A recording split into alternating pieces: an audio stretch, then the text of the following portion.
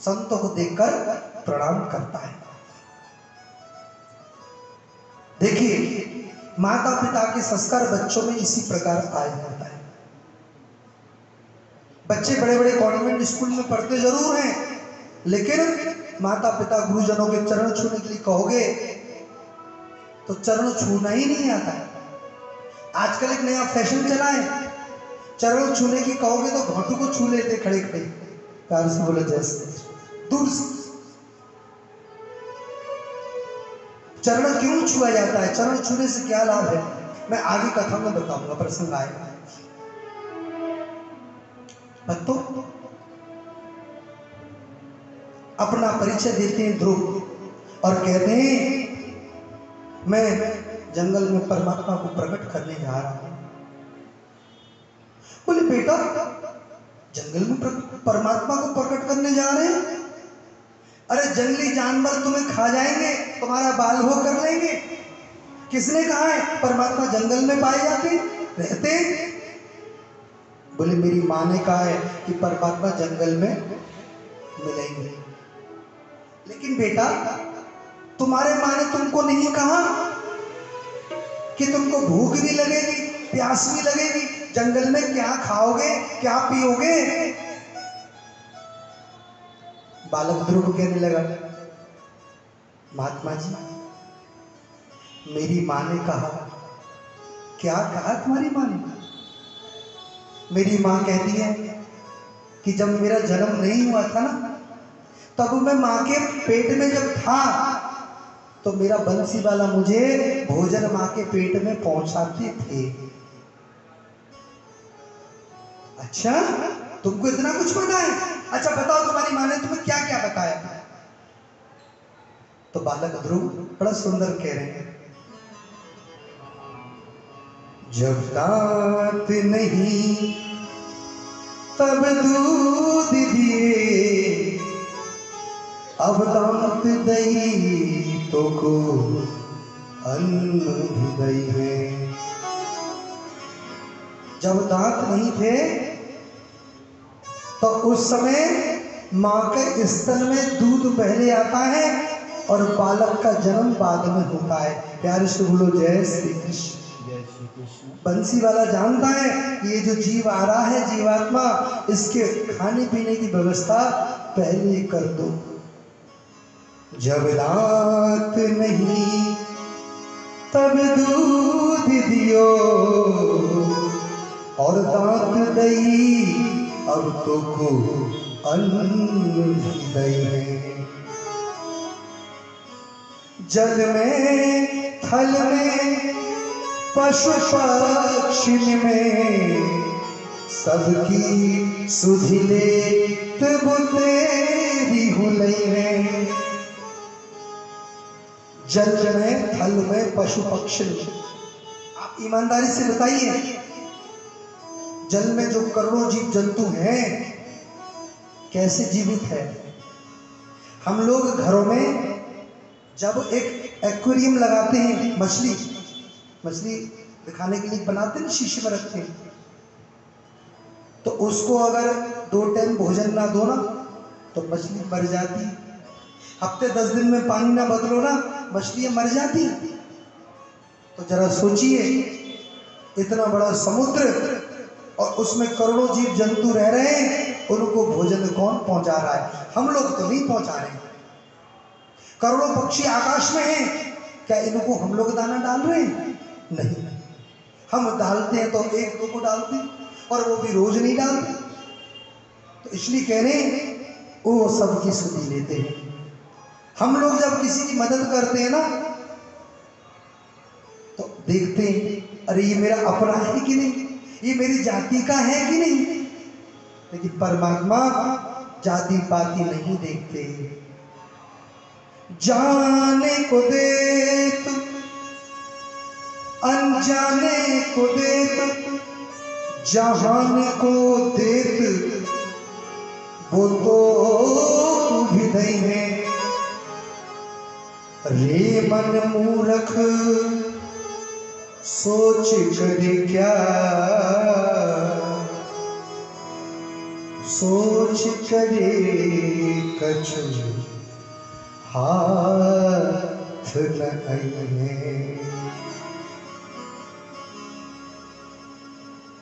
अच्छा बेटा, तेरी माँ ने तो तुझे बहुत कुछ सिखा रखा है, लेकिन बेटा एक बात बता दे, तुम्हारी माँ ने तुमको ये नहीं कहा कि परमात्मा जब ही मिलते पहले गुरु बनाना पड़ता है?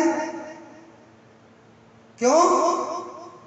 क्योंकि गुरु बिन भव निधि तरही न कोई, जो विरंच शंकर सम होई। बेटा, बिना गुरु के परमात्मा नहीं मिलते। तो तुमने कभी दीक्षा ली, गुरु बनाया, कौन है तुम्हारे गुरु? बोले महाराज, अब इस घोर जंगल में मैं गुरु ढूंढने कहां जाऊं? मुझे गुरु कहां मिलेंगे? ऐसा नहीं हो सकता है, आप ही मेरे गुरु बन जाओ। नारद जी हंसने लगे, बोले देखो इस बालक को, ये तो बड़ा पारखी है। इस बालक को नहीं मालूम कि नारद ने जिसके गले में कंठी बांध दी उसका वैकुंठ का रिजर्वेशन कंफर्म है। ये मुझे गुरु बनाना चाहता है। चल बेटे, मैं तुझे दीक्षा देता हूं। और नारद जी बालक ध्रुव गुरु मंत्र दे रहे हैं। भागवत का बड़ा ही सुंदर मंत्र है। ओम नमः भगवते वासुदेवाय धीमहि। बालक ध्रुव गुरु जी के चरणों में नमन करके वंदन करके आज जंगल में गए और वहां एक पैर पर खड़ा होकर आज गुरु का दिया हुआ गुरु मंत्र उसका जाप करने लगे। आइए 2 मिनट हम भी भक्त ध्रुव के साथ ओम नमः भगवते वासुदेवाय का जाप करते हैं। वासुदेवाय ओम नमो भगवते वासुदेवाय। ओम नमो भगवते वासुदेवाय। ओम नमो भगवते वासुदेवाय। ओम नमो भगवते वासुदेवाय। ओम नमो भगवते वासुदेवाय। ओम नमो भगवते वासुदेवाय। वासुदेवाय प्रभु वासुदेवाय। वासुदेवाय प्रभु वासुदेवाय। वासुदेवाय प्रभु कृष्ण चंद्राय। वासुदेवाय प्रभु कृष्ण चंद्राय। ओम नमो भगवते वासुदेवाय। ओम नमो भगवते वासुदेवाय। ओम नमो भगवते वासुदेवाय। भगवते वासुदेवाय। ओम नमो भगवते वासुदेवाय। ओम नमो भगवते वासुदेवाय। हरे वासुदेवाय मेरो रामचंद्राय। वासुदेवाय मेरो रामचंद्राय। वासुदेवाय मेरो रामचंद्राय। वासुदेवाय मेरो रामचंद्राय। ओम नमो भगवते वासुदेवाय। ओम नमो भगवते वासुदेवाय। हरि ओम नमो भगवते वासुदेवाय। ओम नमो भगवते वासुदेवाय। वासुदेवाय प्रभु रामचंद्राय। वासुदेवाय प्रभु रामचंद्राय। वासुदेवाय प्रभु नंदनंदनाय। वासुदेवाय प्रभु नंदनंदनाय। ओम नमो भगवते वासुदेवाय। हरि ओम नमो भगवते वासुदेवाय। ओम नमो भगवते वासुदेवाय। ओम नमो भगवते वासुदेवाय। बोली वासुदेव भगवान की जय। त्रिरातान्ते कपित बदराशनः आत्मवृत्त्यनुसारेण मासं निचयन् हरिः। बोले तीन दिन के अंतर से केवल एक कैद का फल खाकर ओम नमो भगवते वासुदेवाय का जाप कर रहे हैं। केवल एक छोटा सा फल बेर की तरह। शुरू के 1 महीने में केवल एक फल खाया, दूसरा महीना शुरू हुआ, अब वो पहले 3-3 दिन बाद खाते थे, अब 6-6 दिन बाद खा रहे। क्या? थोड़े से सूखे घास, फल खाना छोड़ दिया।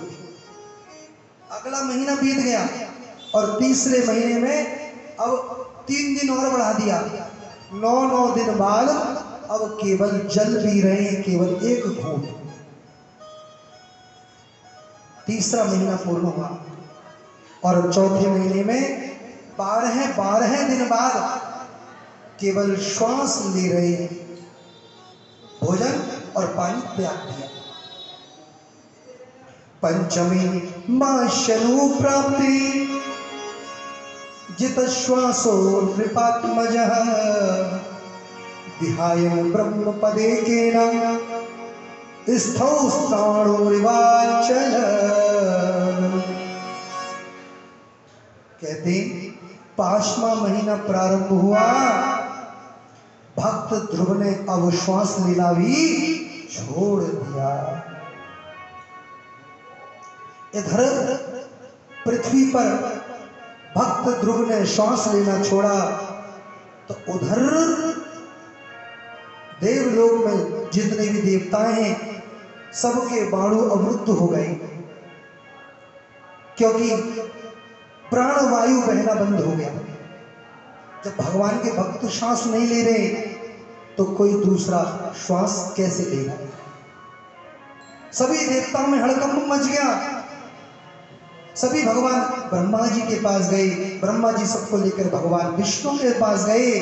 भगवान विष्णु बोले, पृथ्वी पर मेरा एक भक्त मेरी तपस्या कर रहा है और आज उसने श्वास लेना भी छोड़ दिया। भगवान कुछ कीजिए, हम लोग श्वास नहीं ले पा रहे। बोले चिंता न करिए, मैं अभी सब कुछ ठीक कर दूंगा। स्वयं भगवान विष्णु नारायण आज भक्त ध्रुव के पास आ गए और सामने प्रकट हो गए।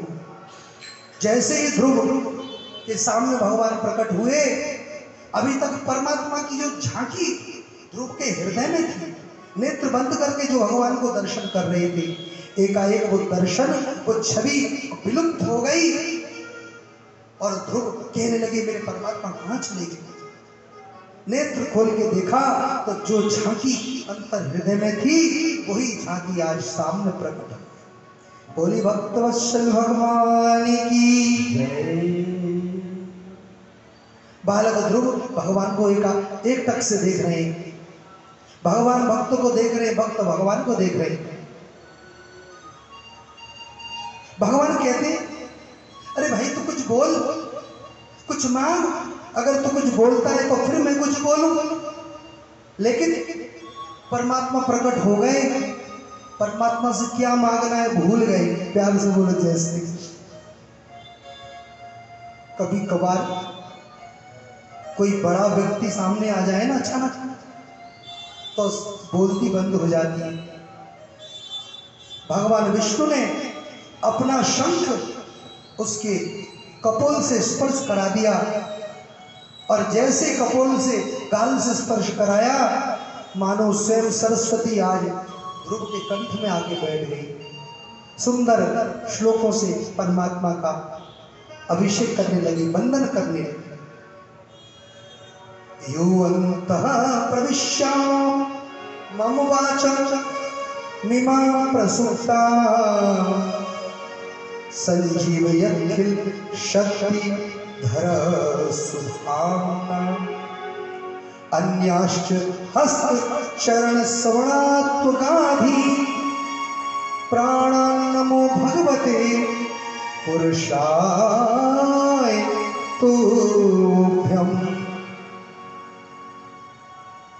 आज ध्रुव ने परमात्मा की स्तुति की, वंदन की।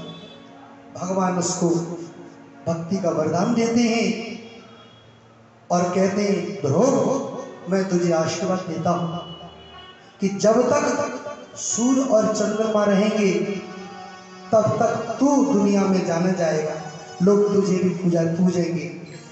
आज परमात्मा का दिया आशीर्वाद ध्रुव तारे के रूप में हम लोग देखते हैं। ध्रुव जो तारा है, ये वही ध्रुव की कथा आप सुन रहे हैं जो हमें उत्तर दिशा में दिखाई देते हैं, अपनी जगह कभी बदलते नहीं। ध्रुव तारा आज पिता को पता चल गया कि मेरे बेटे ने परमात्मा को प्रकट किया। रथ हाथी घोड़े सवारी लेकर अपने बेटे को आज लेकर जा रहे हैं। पिता ने पुत्र को लाकर उसको राजगद्दी सौंप दिया, उसको राजा बना दिया और स्वयं महाराज उत्तानपाद आज घर छोड़कर जंगल में तपस्या कर रहे थे। भोली भक्त वत्सल भगवान की जय। इसी ध्रुव के वंश में पुत्र हुआ उत्कल, जो पिता की तरह संत बन गए। मंत्रियों ने उसे समझा बुझाकर उसके छोटे भाई भ्रमित पुत्र उसका नाम है, उसको राजा बनाया और आगे चलकर इसी वंश में राजा अंग का जन्म हुआ। अंग का जो पुत्र था राजा बेन। भागवत में राजा बेन की कथा आती है। बेन की जो मां है सुनीता, जो मृत्यु देवी की बेटी है। जब राजा बेन राजा बना, न यष्टप्यम न दातप्यम न होतप्यम दुजा क्वचित। मेरे राज्य में न यज्ञ होगा, न सत्संग होगा, न भजन होगा, जो कुछ होगा मेरे लिए होगा, मैं ही भगवान। जब कोई ऐसे करता है तो उसका सोच लीजिए अंत आ गया। ब्राह्मणों ने खूब समझाया, लेकिन जब नहीं माना तो ब्राह्मणों ने उसको श्राप दे दिया और वो मृत्यु को प्राप्त हो गया। यदा देवेषु वेदेषु गोषु विप्रेषु साधुषु धर्मे मयि च विद्वेषः सब आशु विनश्यति। जो लोग देवताओं का विरोधी, वेद का विरोधी, विप्र ब्राह्मणों का विरोधी, साधु संतों का विरोधी, उन लोगों का नाश हो जाता है। अभी 1-2 साल पहले आप लोगों ने देखा, महाराष्ट्र में 2 संतों को कुछ लोगों ने मिलकर मार दिया। तो संत लोग, उनके चेहरे पर बिल्कुल हंसी। मैंने आज तक मरते हुए किसी को ऐसे नहीं देखा, आप लोगों ने देखा होगा। लेकिन उन संतों को न्याय नहीं मिला। प्यार से बोलो जय श्री कृष्ण। जिन लोगों के राज्य में संत महात्माओं के संग अन्याय हुआ, तो उनके संग वही होगा जो राजा वेन के संग हुआ, और शुरुआत हो गई। अब वंश को पूजने वाला भी कोई बचेगा नहीं। भागवत जी कह रही है, सज्जनों, माता सुनीता ने अपने बेटे बेन को, उसके डेड बॉडी को, मृत शरीर को तेल आदि औषधियों में सुरक्षित रखा। तेल में उसको डुबोकर उसके शरीर को सुरक्षित रखा। राजा मर गए। अब पहले तो राजा का डर था जनता के ऊपर, और जब राजा ही नहीं बचा तो जनता में चोरी, लूटमार, लोगों को बुरी दृष्टि से देखना, दुराचार, ये सब बढ़ने लगा। ब्राह्मणों ने सोचा, भाई ऐसा किया जाए, किसी और को यहां बैठाया जाए, क्योंकि बिना राजा के राज्यगद्दी सुनी। उन्होंने क्या किया, उसके जो शरीर था बैन का, उसका मंथन किया मंत्रों के द्वारा, और मंत्रों के द्वारा उसके शरीर से एक स्त्री और पुरुष के जोड़ी को प्रकट किया। जो पुरुष उसका नाम था पृथु और जो नारी उसका नाम था अर्ची। ये स्वयं लक्ष्मी नारायण जी के ही रूप है। इन्हीं पृथु के नाम से हम लोग पृथ्वी कहते हैं। राजा पृथु, उन्होंने अपनी जनता को खेती बाड़ी करना, परिश्रम करना, कर्म का उपदेश दिया और जनता एक बार पुनः सुखी हो गई। बोलिए महाराज पृथु महाराज की जय। इस प्रकार महाराज उत्तानपाद राजा का वंश आप लोगों ने श्रवण किया।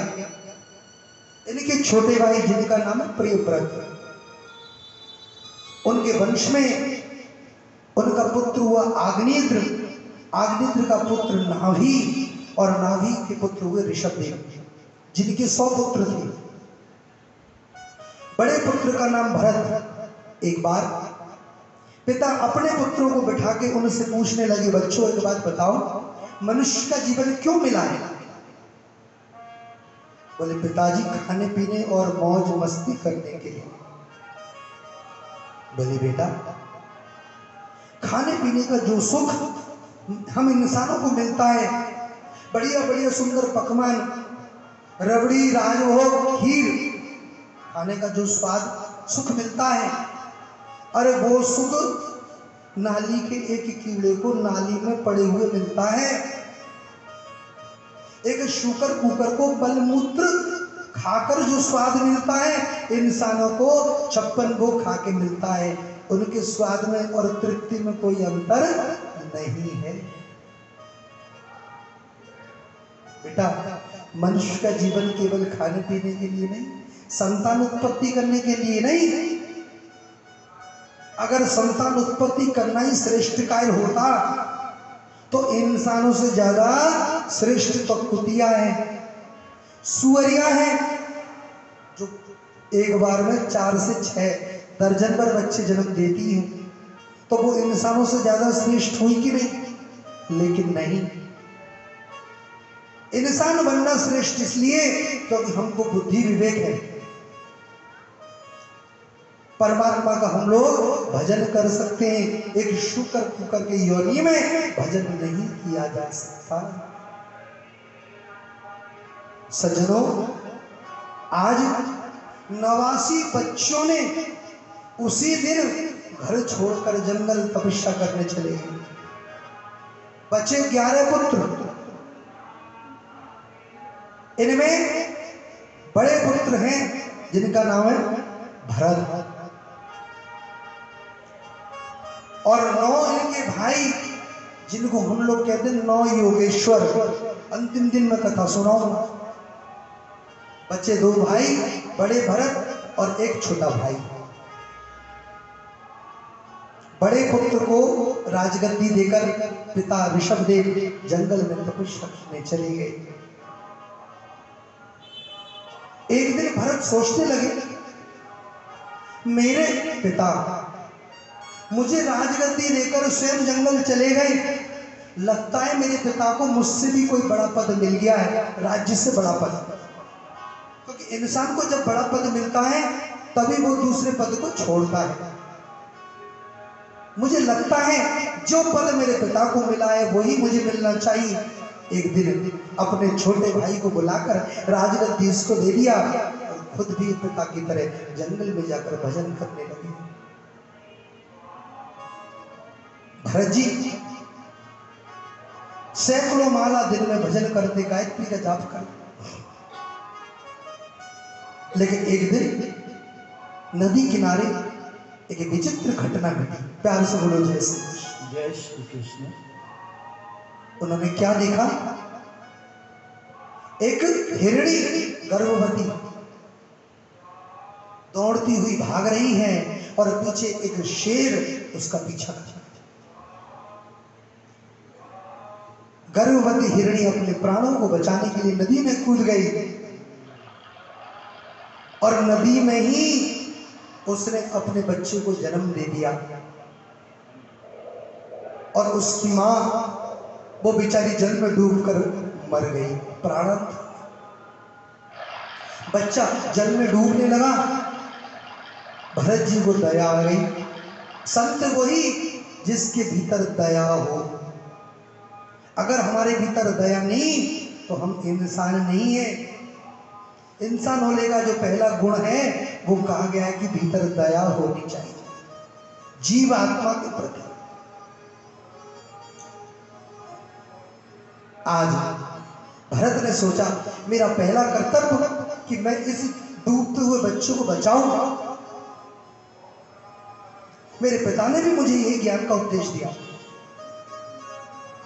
और उस छोटे से बालक को लेकर हिरण के बच्चे को अपनी कुटिया में ले आए और रूई से दूध लेकर उसको रूई से पिलाने लगे। बालक जो हिरण का बच्चा धीरे धीरे बढ़ रहा है और भरत उनका प्रेम भी उस बालक के प्रति बढ़ने लगा। आए थे हरि भजन को और ओटन लगे कपास। राजपाट सब छोड़ दिया भजन करने को और यहाँ आज हिरण के बच्चे को पाल रहे। सज्जनों, हमें इंसान का जन्म मिला है और आजकल हम लोग कुत्तों में अपना भविष्य देख रहे हैं। प्यार से बोलो जय श्री कृष्ण। जय श्री कृष्ण। जी भक्तों, अब भरत जी का भक्ति धीरे धीरे भजन कम और वो धीरे धीरे भजन ट्रांसफर हो रहा है बच्चे में। टाइम उसका देखभाल करना। जो दिन में 108 माला लेते थे अब मुश्किल से 10 माला करते। वो भी कैसे? हाथ में माला लिया, ओम नमो भगवते, ओम नमो भगवते, ओम नमो भगवते, जल्दी जल्दी। फिर देखते कि कोई देखो जानवर ना आ जाए, मेरे बच्चे को उठा के ना ले जाए। उनका धर्म क्या था? धर्म ये था उस बच्चे को बड़ा करके उसको हिरण के झुंड में छोड़ देते। ये कर्तव्य। लेकिन उन्होंने अपनी आसक्ति उस बच्चे में कर ली। फिर घर छोड़ने का मतलब क्या रहा? राज्यपाट छोड़ने का मतलब क्या रहा? और बस हिरण हिरण हिरण हिरण हिरण करते हुए उनका प्राणांत हो गया। अंते जामती सागति, और उनको अगला जीवन मिल गया जन्म हिरण का। इसलिए भक्तों, मरते समय व्यक्ति की जो मति होती है परमात्मा उसको उसी योनि में भेजते कि जाओ पहले तुम उसका उपभोग कर लो। इसलिए सज्जनों, हमें बहुत सारे चीज मृत्यु से पूर्व पूरे कर लेने चाहिए। ऐसी कोई आसक्ति नहीं रखनी चाहिए मृत्यु के समय। इसलिए जवानी में खाओ, बढ़िया भोजन करो, बढ़िया वस्त्र पहनो, बढ़िया गाड़ी में घूमो, तीर्थ यात्रा भी पहले कर लो जवानी में। बुढ़ापे के चक्कर में मत रहो। जब मुंह में दांत नहीं और भोजन पचाने के लिए हाथ नहीं, तब हम वैष्णो देवी की चढ़ाई कैसे चढ़ेंगे बताइए? इसलिए जवानी भक्ति करने के लिए, शक्ति करने के लिए सब कुछ जवानी है। और जो बुढ़ापे के भरोसे रहते हैं उनकी इच्छा कभी पूरी नहीं। अगला जन्म हिरण का मिला, लेकिन अगले जन्म में उनको अपने पूर्व जन्म की एक एक घटना याद है। बोले मैंने पिछली बार जो गलती करी ये गलती दोबारा नहीं करूंगा। एक बार गर्मी के दिनों में वृक्षों के आपस में टकराने से जंगल में आग लग गई और आग लगने के कारण सभी जीव जंतु अपने प्राण बचाने के लिए जंगल से भागने लगे। और ये जो हिरण है भरत जी, ये जंगल से भागे नहीं, अपने उसी अग्निकुंड में कूद गए और अपने शरीर को उन्होंने जला दिया। अब इन भरत जी का तीसरा जन्म हुआ और इस जन्म में भी इनका नाम पड़ा भरत। सज्जनों, जिनको हम लोग जड़ भरत के नाम से जानते हैं, प्यार से बोलो जय श्री कृष्ण। जय श्री कृष्ण। जिन्होंने अपने ज्ञान का दीपक राजा रघुगण को भी दिखाया। सज्जनों, आज राजा परीक्षित मुनि सुखदेव से कहते, गुरुदेव मेरे मन में एक जिज्ञासा है। अभी आप कथा सुना रहे थे, राजा भरत जो कि एक हिरण के बच्चे में आसक्ति रखते हुए मरे और हिरण बन गए। कुछ लोग कहते हैं अच्छा काम करोगे तो स्वर्ग जाओगे, वैकुंठ जाओगे, बुरा काम करोगे तो नरक में पड़ोगे। ये स्वर्ग नरक नाम की कोई जगह है क्या? राजन, बड़ा ही उत्तम प्रश्न किया, मैं तुम्हें बताता हूं। यहां पृथ्वी लोक से 99,000 योजन दूरी दक्षिण दिशा में यमलोक है। नरक का जो डिस्टेंस है 99,000 किलोमीटर दूर। एक योजन में 12 किलोमीटर, एक योजन बराबर 12 किलोमीटर। मल्टीप्लाई कर लीजिए। किस दिशा में? साउथ में। इसलिए हम लोगों को कभी भी साउथ पोल पर अपने पैर रख के नहीं सोना चाहिए। पैर दक्षिण दिशा में नहीं सोते। जब सोते तो आपको मालूम है ना, दक्षिण की तरफ पैर नहीं करना चाहिए। क्यों? क्योंकि उधर यमराज रह रहे हैं। यमराज की तरफ पैर नहीं किया जाता है। केवल अंतिम संस्कार के समय जब उसको जलाया जाता है शरीर को, तब दक्षिण दिशा में उसको लिटाया जाता है। प्यार से बोलो जय श्री कृष्ण। उस समय के लिए है, यमलोक जाने के लिए, भेजने के लिए। अच्छा गुरुदेव, 99,000 योजन किलोमीटर दूर नरक है। जी हाँ, एक दो नहीं है, 28 प्रकार के नरक है श्रीमद् भागवत के अनुसार। कौन कौन से हैं? एक है तामिस्त्र नाम का नरक। यहां उन लोगों को भेजा जाता है जो बात बात में झूठ बोलते हैं। इसलिए कलयुग में कोशिश करना चाहिए कि मुंह से झूठ कम निकले। आवश्यकता पड़े तो, और झूठ ना बोलकर ना बचा जाए तब बोलना चाहिए। ऐसे नहीं दिन भर अपने लाभ के लिए, बेवकूफ बनाने के लिए झूठ बोल रहे हो तो आप अपने ऊपर कलयुग को बैठा रहे हो। नंबर 2, उसका नाम है अंध तामिस्त्र। अंध तामिस्त्र कहते हैं जो लोग दूसरों का धन हड़प लेते हैं धोखे से। किसी की संपत्ति धोखे से हड़पना, इसको कहते हैं अंध तामिस्त्र नाम का नरक। एक है रौरव नाम का नरक। रौरव नरक उसको कहते हैं जो लोग दूसरों से घृणा करते हैं।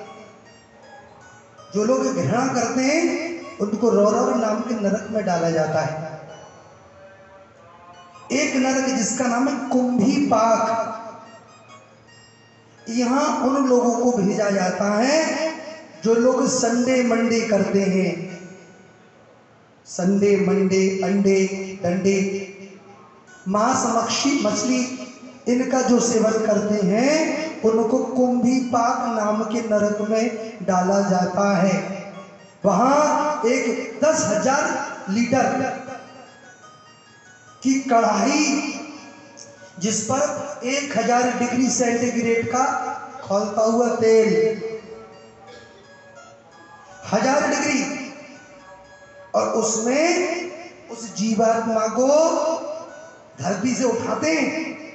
ये मृत्यु लोक है। यहां से उसको उठाएंगे और वहां कढ़ाई में ले जाके छोड़ देंगे।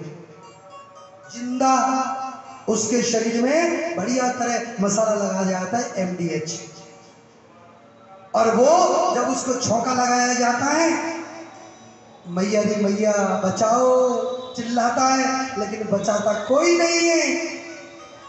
जिंदा पकौड़ा बन जाता है, लेकिन वो मरता नहीं है। प्यार से बोलो जय श्री कृष्ण। जय श्री। क्यों? उसको सजा बराबर मिलती है, लेकिन मौत नहीं आती। अब जरा कल्पना करिए, आप जब पानी गर्म करते हो, दूध गर्म करते हो, चाय बनाते हो, गलती से हाथ के ऊपर जब गर्म पानी गिरता है तो आपको मालूम है कितना दर्द होता है, जलन होती है। इससे ज्यादा जलन तब होगी जब पूरे शरीर में गर्म पानी डाल दिया जाए। यही कुछ नरक में होता है, लेकिन तब भी जीवात्मा मरता नहीं, कष्ट पाता है। एक है कालसूत्र नाम का नरक, जो माता पिता का अपमान करते हैं, जो लोग माँ बाप को वृंदावन में छोड़ के चले जाते हैं। प्यार से बोलो जय श्री कृष्ण। जय श्री कृष्ण। तो उन बच्चों को कालसूत्र नाम के नरक में डाला जाएगा। जो वेदों की, शास्त्र ग्रंथों की निंदा करते हैं, 80 पत्र वन नाम के नरक में डाला जाता है। इस प्रकार नरक बहुत से हैं। भागवत कथा सुन रहे हो परीक्षित, इसलिए इस विषय को तो बस नहीं छोड़ दो। महाराज ये बताइए, ऐसा कोई उपाय नहीं कि इन नरकों में जाना ही ना पड़े? हाँ बिल्कुल है। तो महाराज उसी को बता दीजिए आप, क्योंकि नरक के नाम से तो हम डर गए। सुनो, जो लोग प्रतिदिन 5 यज्ञ करते हैं उनको नरक में कभी जाना नहीं पड़ता। 5 यज्ञ? अरे कलयुग में एक यज्ञ कराने में 10 लाख खर्च हो जाते, आप कह रहे हो रोज 5 यज्ञ करने पड़ेंगे? कैसे? बोले देखो परीक्षित, मैं तुम्हें 5 यज्ञ बता रहा हूं, और ये 5 यज्ञ करने में नौन लगे ना फिटकरी, और रंग चोखो चोखो। सबसे पहला यज्ञ, जब खाना बनाओ सबसे पहली रोटी गौ माता के लिए, ये पहला यज्ञ है। और देखा जाए तो इन यज्ञों को घर की हमारी माता ही कर सकती है। तो पहली रोटी देखा जाए तो वो उतनी अच्छी बनती भी नहीं है। प्यार से बोलो जय श्री कृष्ण। जय श्री। क्यों? क्योंकि वो गौ माता के भाग्य का जो है। कर सकते हैं कि नहीं बताइए? पहला यज्ञ, गौ को एक रोटी माने 33 करोड़ देवी देवताओं को भोग लगा दिया। नंबर 2, अग्नि को आहुति। अग्नि को कैसे आहुति देते? कपूर की टिक्की बाजार में आती है, छोटी एक कपूर की टिक्की रखो, ओम ब्रह्माय नमः, ब्रह्माय नमः, ब्रह्माय नमः। 5 आहुति यज्ञ नारायण भगवान के नाम से दीजिए प्रतिदिन। और तीसरा महायज्ञ, चींटियों को और पक्षियों को हम लोग जो दाना डालते हैं। चौथा महायज्ञ, मछली को जो चारा दिया जाता है। 5वां महायज्ञ, हमारे घर गलती से अगर कोई अतिथि आ जाए, गलती शब्द लगाया मैंने, क्योंकि आजकल अतिथि हमारे घर नहीं आते, आजकल आते मेहमान। जो आपको टेलीफोन करके कहता है कि मैं आ रहा हूं, हिज मेहमान। अतिथि जिसके आने की तिथि नहीं हो, वही अतिथि। समझ रहे आप? सज्जनों, ये 5 महायज्ञ जो करते हैं उनको किसी प्रकार का कोई पाप नहीं लगता, लगता है तो उसका प्रायश्चित हो जाता है। अब कहते ये तो हो गया अनजाने में किया गया पाप, चलते हैं पैरों के नीचे चींटी पड़ जाती है। लेकिन जो लोग जानबूझ के करते हैं उसके बारे में बताइए। बोले जानबूझने वाले को तो भैया जाना ही पड़ेगा नरक। लेकिन फिर भी थोड़ा सा कंसेशन कर देते। सुनो, जो लोग जानबूझकर करते हैं उनके बारे में मैं आपको बताता हूं। एक बार एक ब्राह्मण था और उसका नाम था अजामिल। कुसंग में पड़ गया और एक वेश्या से विवाह कर लेता है, और वेश्या से विवाह करके उसको 9 पुत्र हुए। उसका काम चोरी करना, डाका डालना और अपनी पत्नी को खुश रखना।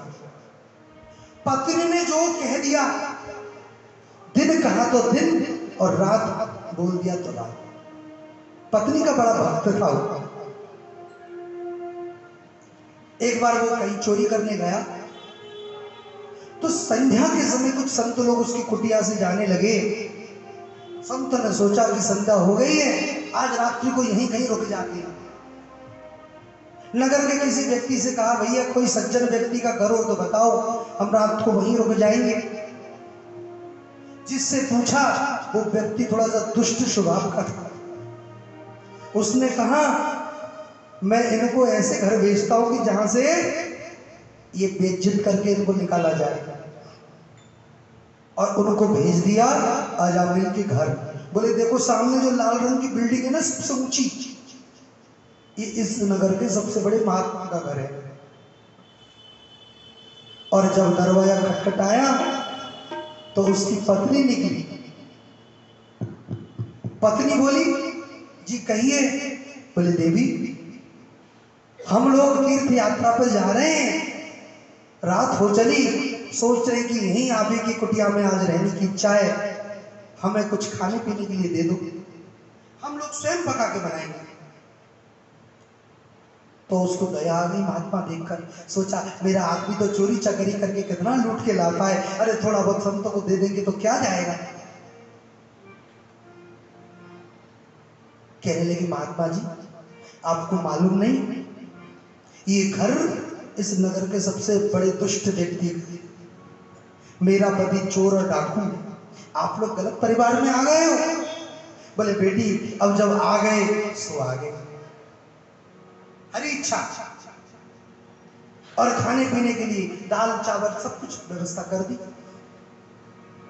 महात्माओं ने प्रसाद तैयार की।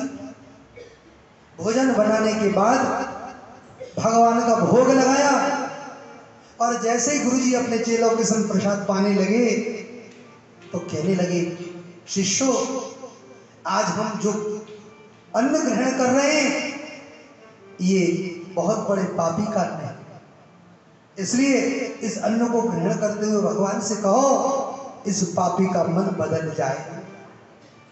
जिसका भोजन करें उसका कुछ तो ऋण उतारना चाहिए, उपकार करना चाहिए उसका। और संतों ने प्रसाद पाया। रात को बैठकर संत लोग जागरण कर रहे हैं, कीर्तन कर रहे हैं, भगवान का भजन कर रहे हैं। रात को 12-1 बजे कीर्तन हो रही है, कीर्तन चल रहा है, और तभी अजामिल अपने साथियों के संग आता है अपने घर और देखता है कि मेरे आंगन में ये लोग कौन हैं। संतों को देखा तो गुस्सा आ गया। संत लोग बोले, भाई आज रात्रि हम जागरण करेंगे और कल सुबह तुम हमारी विदाई करना। पत्नी बोली, इन संतों को रुकने के लिए स्थान मैंने दिया है, आप शांत हो जाइए। और सुबह जब संत लोग जाने लगे तो कहने लगे, हमारी विदाई दीजिए, दक्षिणा दीजिए। अजामिल कहता है, दक्षिणा? अरे महाराज, आपको मालूम नहीं है मेरा धंधा है दूसरे को लूटना है, आप हमें को लूटने आए हो? प्यार से बोलो जय श्री कृष्ण। जय श्री कृष्ण।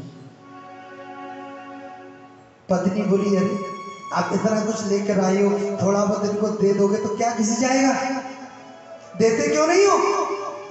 अरे पत्नी का भक्त था, पत्नी ने कह दिया तो सब कुछ ला के दे दिया। महात्मा लोग कहने लगे, अजामिल, हम तुमसे धन रूपी दक्षिणा नहीं मांग रहे, वस्तु नहीं चाहिए, तुम हमको एक वचन दो। बोले कैसा वचन? बोले वचन ये, अगर तुम्हारे घर अब कोई बालक होता है तो तुम उस बालक का नाम रखोगे नारायण। बोले महाराज, आपने ये कोई पुराना सा नाम रख दिया, मैंने तो अपने बच्चों का नाम संडे मंडे ट्यूसडे ये सब रखा मॉडर्न। बोले नहीं, तुमको अपने बच्चे का नाम रखना नारायण। पत्नी बोली, अरे वचन दे दो ना, क्या सोच रहे हो, जो कहते हैं सो करो। देखिए, पत्नी शब्द के आगे एक शब्द लगता है, क्या जानते हैं आप? धर्म पत्नी बोलते हैं। अच्छा, आपने कभी विचार किया मर्दों के नाम के आगे क्यों नहीं लगता ये मेरे धर्म पति है? प्यार से बोलो जय श्री कृष्ण। जय श्री। नहीं लगता, लेकिन पत्नी के नाम के आगे रहता है धर्म पत्नी। क्यों? क्योंकि पत्नियां घर में, परिवार में, कुल में धर्म को बढ़ाती। पत्नी के आने से परिवार का धर्म बढ़ता है, भक्ति बढ़ती है, पूजा दान पुण्य बढ़ता है, इसीलिए इनको हम धर्म पत्नी कहते हैं। धर्म शब्द ही इसलिए लगाया है। सजन,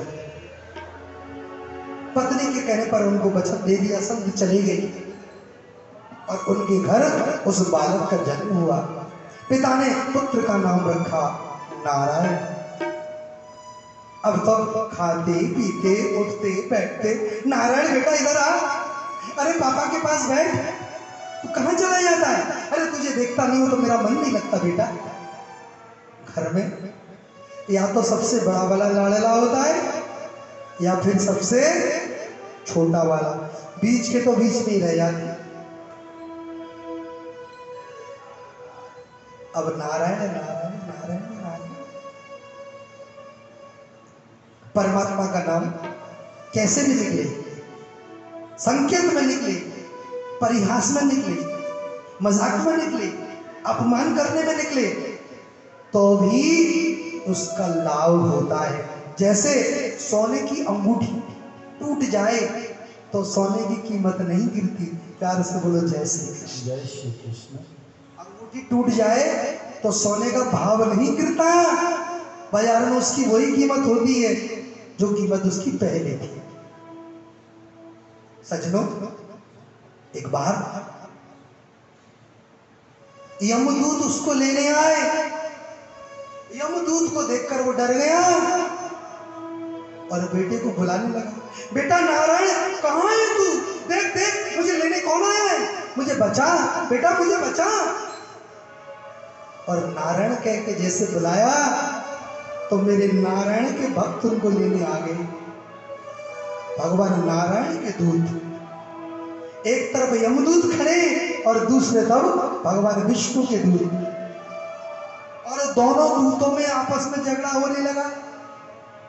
यमदूत कहते हैं कि ये हमारा शिकार है, इसको हम लेके जाएंगे, ये पहले नंबर का पापी है। भगवान विष्णु के दूत कहते नहीं, ये पापी था, अब नहीं है, क्योंकि इसने हमारे प्रभु का नाम लिया, इसलिए इसको तुम लेके नहीं जाओगे। आइए, भगवान का नाम जाने अनजाने सांकेत परिहास में भी लेते हैं तो लाभकारी होता है। मैं आपको एक छोटा सा कीर्तन सुनाता हूं, और इस कीर्तन में भी मेरे गोविंद का नाम इशारे में आता है, डायरेक्ट नहीं आता। सभी लोग 2 मिनट मेरे साथ बोले, जय राधा माधव जय कुंज बिहारी। जय राधा माधव जय कुंज बिहारी। जय राधा माधव जय कुंज बिहारी। जय राधा माधव जय कुंज बिहारी। जय राधा माधव जय कुंज बिहारी। जय गोपी जन पल्लव जय गोपी जन वल्लभ। जय गोपी जन पल्लव जय गोपी जन वल्लभ। जय गिरिवरधारी। जय राधा जय कुंज बिहारी। जय राधा माधव जय कुंज बिहारी। जय राधा माधव जय कुंज बिहारी। मुरली मनोहर करुणा सागर। मुरली मनोहर करुणा सागर। मुरली मनोहर करुणा सागर। मुरली मनोहर करुणा सागर। मुरली मनोहर करुणा सागर। मुरली मनोहर करुणा सागर। जय गोवर्धन धारी। जय गोवर्धन धारी। जय गिरिवरधारी। जय राधा माधव जय कुंज बिहारी। जय राधा माधव जय कुंज बिहारी। जय राधा माधव जय कुंज बिहारी।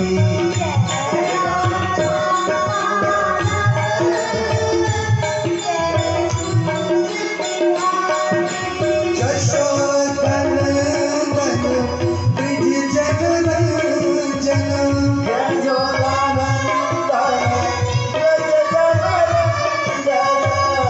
यशोदनंदन ब्रिज जनरंजन।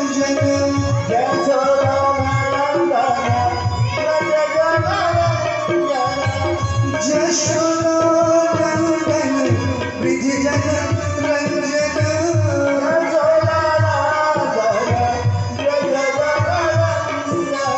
यमुना तीर बनचारी।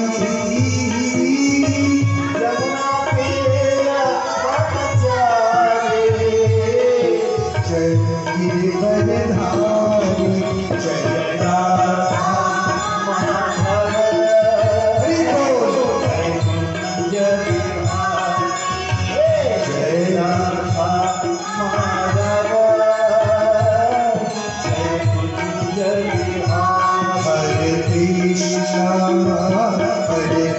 कृष्णा कृष्णा कृष्णा हरे हरे हरे राम हरे राम राम राम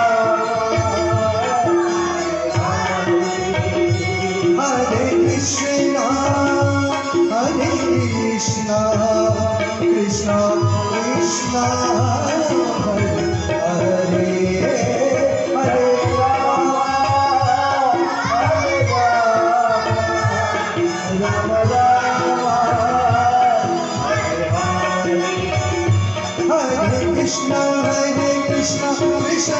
कृष्ण हरे हरे हरे राम राम राम हरे हरे कृष्णा कृष्णा कृष्णा हरे राम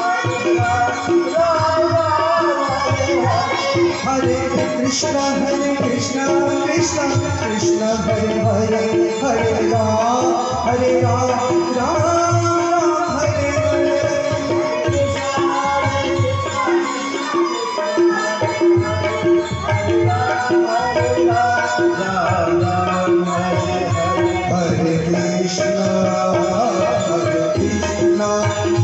कृष्ण कृष्ण कृष्ण हरे हरे हरे राम हरे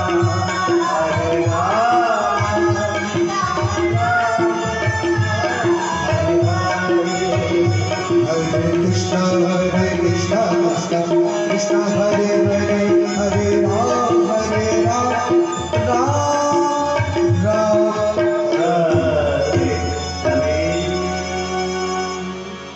बोले भक्तवत्सल भगवान की जय जुगल सरकार की ये जो भजन हमने गाया कीर्तन, इस कीर्तन में परमात्मा का नाम सांकीर्तन। जय राधा माधव, राधा माधव कौन? भगवान कृष्ण। जय कुंज बिहारी, जय गोपी जन बल्लभ, गोपी जन बल्लभ कृष्ण।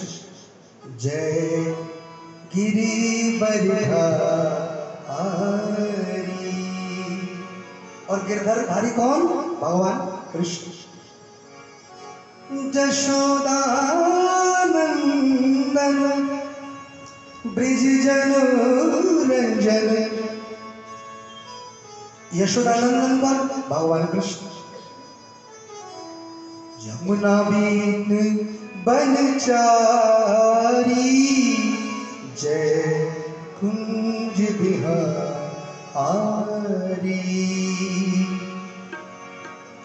जैसे हम लोग बैठकर आज कथा सुन रहे हैं, कीर्तन गा रहे हैं, ऐसे ही श्रीमद् भागवत में एक माता जी रोज कथा सुनने आती है आगे बैठ के। जैसे हमारी बड़ी बूढ़ी माता जी बैठी है,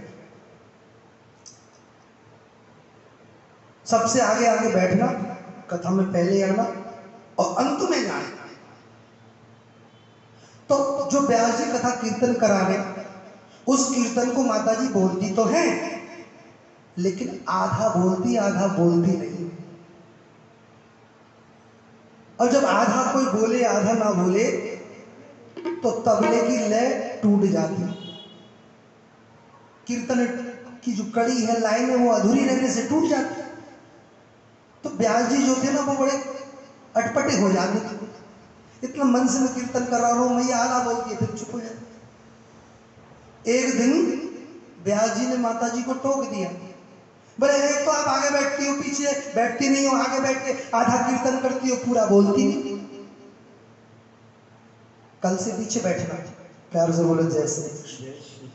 अब आप बोलिए, अगर ऐसे कोई बोल देते ये तो इंसल्ट है ना? नहीं।